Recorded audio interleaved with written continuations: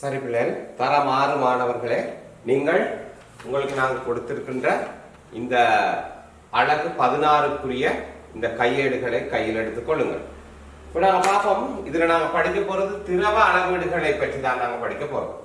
அப்போ திரவ அளவீடுகள்னு சொல்கிற நேரம் நீங்கள் அன்றாடம் உங்களுடைய வீடுகளில் கொண்டு வருகின்ற பல்வேறு பொருட்களை பற்றி பார்த்துருக்கீங்க.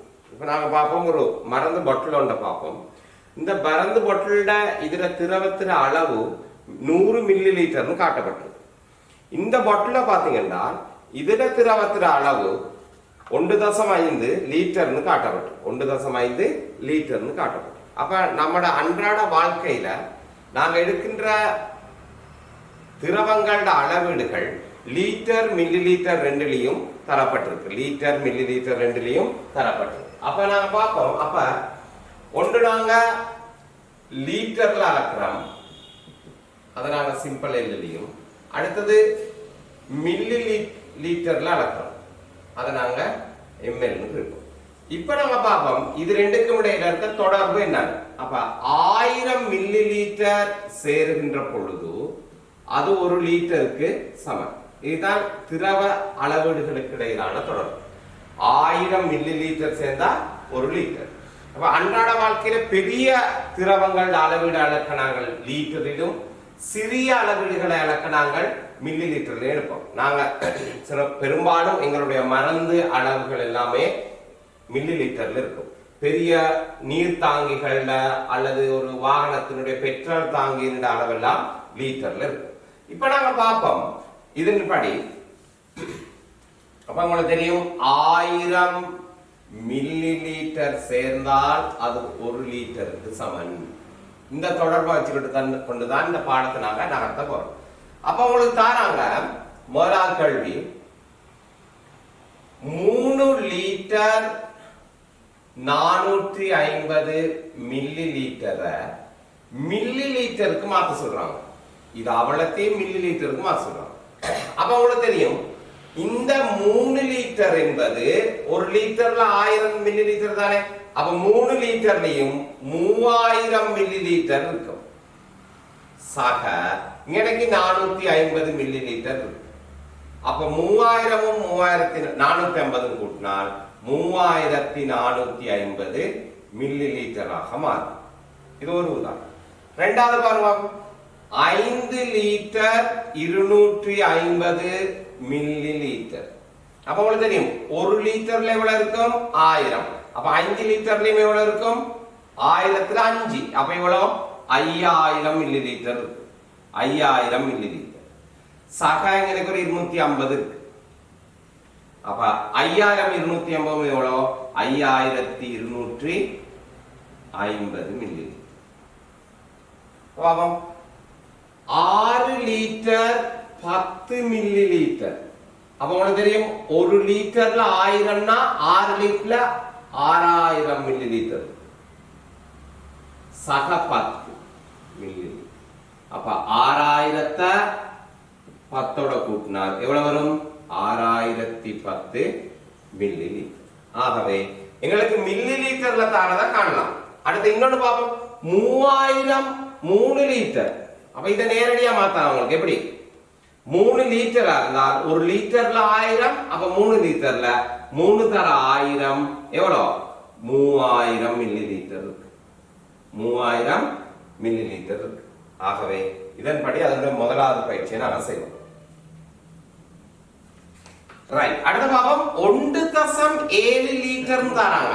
இத மில்லி லிட்டருக்கு மாத்தணும். மில்லி லிட்டரில் தருக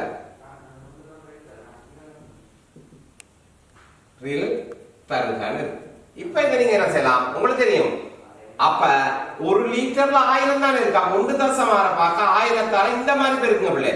இந்த 3 0 நேரே ஆயிடுங்க. 0 0 0 1 7 1 தசத்துக்கு பின்னுக்கு எத்தனை தானம் இருக்கு? 1. ஆகவே இங்கால இருந்தும் ஒரு தானம் தள்ளி தசம் கொடுத்துரும். அப்ப 1700 மில்லி லிட்டர்னு இலகுவாக விடவும். இன்னொரு பாகம் 1.52 மில்லி லிட்டர். 1.52 லிட்டர். இதை நான் என்ன செய்யலாம்? 1.52 1000தால பெருக்கி விடுங்க.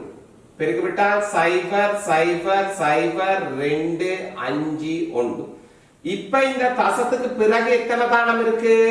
2 தானம் இருக்கு. ஆகவே உங்களோட விடையில பின்னால இருந்து 2 தானம் தள்ளி தசம் குத்துங்க. குத்தினால் 1220 மில்லி லிட்டர்.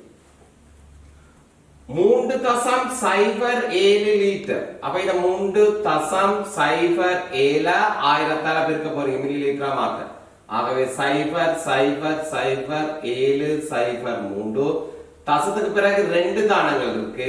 ஆகவே இங்கேயும் 2 தானம் தள்ளி தசை குத்தினால் 3070 மில்லி லிட்டர். ஆகவே இதுவும் ஒன்று.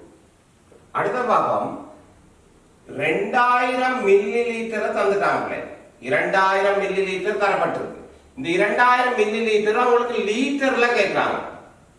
லிட்டர்ல கேட்கிறாங்க. அப்ப 2000 மில்லி லிட்டர் லிட்டர்ல கேட்டால் நீங்க 2000 ஒரு லிட்டர்ல எத்தனை மில்லி லிட்டர் இருக்கு? 1000 மில்லி லிட்டர் இருக்கு. இத ஞாபகம் வச்சுக்கணும்.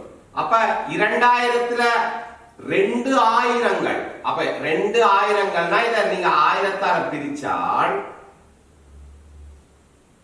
எத்தனை லிட்டர்? 2 லிட்டர் வரும். 5000 லிட்டர மில்லி லிட்டர நீங்க 1000ஆல பிரிச்சீங்க என்றால் 3000ஆல பிரிச்சா எத்தனை? 1000 இருக்கு, 5. ஆக 5 லிட்டர்.